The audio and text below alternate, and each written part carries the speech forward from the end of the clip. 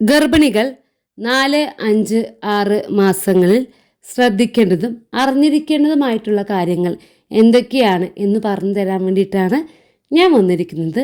ഞാൻ doctor Sithara. Video അവസാനം വരെ കാണുക. തീർച്ചയായിട്ടും നിങ്ങൾക്ക് ഉപകാരപ്രദമായിരിക്കും.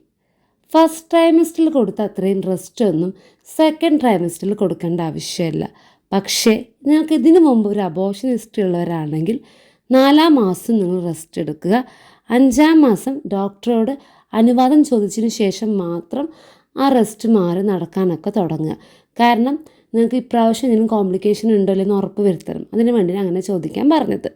പിന്നെ ആദ്യത്തെ ട്രൈമസ്റ്ററിൽ ഉണ്ടായിരുന്ന ബുദ്ധിമുട്ട്, ഛർദി, ഓക്കാനും ചില ഭക്ഷണത്തിലുള്ള വെറുപ്പ്, അതൊന്നും ഈ സെക്കൻഡ് ട്രൈമസ്റ്ററിൽ ഉണ്ടാവില്ല, അല്ലെങ്കിൽ കുറഞ്ഞു തുടങ്ങും. 4-ാം മാസം ചിലർക്ക് ഉണ്ടാകും. 5ഒക്കെ ആകുമ്പോഴേക്കും പൂർണ്ണമായിട്ടും മാറിയിട്ടുണ്ടാകും.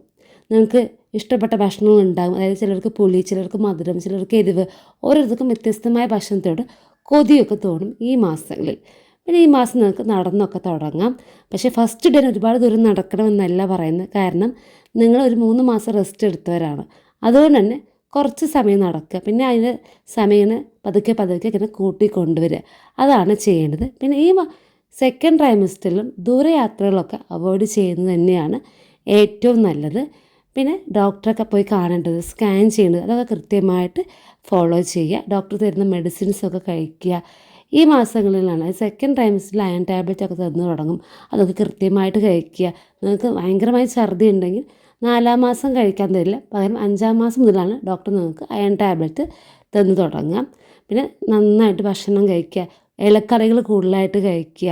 പിന്നെ ഒരുപാട് ഭക്ഷണം ഒരേ സമയത്ത് കഴിക്കാതെ ചെറിയ ഇടവേളകളിലായിട്ട് കുറച്ച് ഭക്ഷണങ്ങൾ കഴിക്കുക. ദിവസവും 2 ലിറ്റർ വെള്ളം കുടിക്കുക. 2 ഈത്തപ്പഴം കഴിക്കുക. 1 ഗ്ലാസ് പാല് കുടിക്കുക. ഈ കാര്യങ്ങളൊക്കെ ശ്രദ്ധിക്കണം. നിങ്ങൾക്ക് ഫസ്റ്റ് ട്രൈമസ്റ്ററിൽ അത്രയും വെള്ളം കുടിക്കാൻ സാധിച്ചിട്ടുണ്ടാവില്ല. പക്ഷേ സെക്കൻഡ് ട്രൈമസ്റ്ററിൽ നിങ്ങൾ 2 ലിറ്റർ വെള്ളം കുടിക്കുന്ന കാര്യം കൃത്യമായിട്ട് ഫോളോ ചെയ്യണം. നിങ്ങളുടെ കുഞ്ഞിൻ്റെ വളർച്ചയ്ക്കും പിന്നെ നിങ്ങളുടെ അമ്നിയോട്ടിക് ഫുഡിൻ്റെ അളവ് കൃത്യമായി ഇരിക്കാനൊക്കെ ഇത് ഹെൽപ്പ് ചെയ്യും. അപ്പോൾ ആ കാര്യമൊക്കെ ശ്രദ്ധിക്കുക. പിന്നെ അബോർഷൻ സാധ്യതയുള്ള ഭക്ഷണങ്ങളൊക്കെ ഈ മാസങ്ങളിലും അവോയ്ഡ് ചെയ്യുക. പിന്നെ റെസ്റ്റ് ആവശ്യമാണെങ്കിൽ, ഇപ്പോൾ എന്തെങ്കിലും പ്രോബ്ലം, സെർവിക്കലിൻ്റെ ലെങ്ത്തിന് സൈസ് കുറവ് അങ്ങനെയൊക്കെ ആണെങ്കിൽ റെസ്റ്റ് എടുക്കുക. Thank you. ബൈ.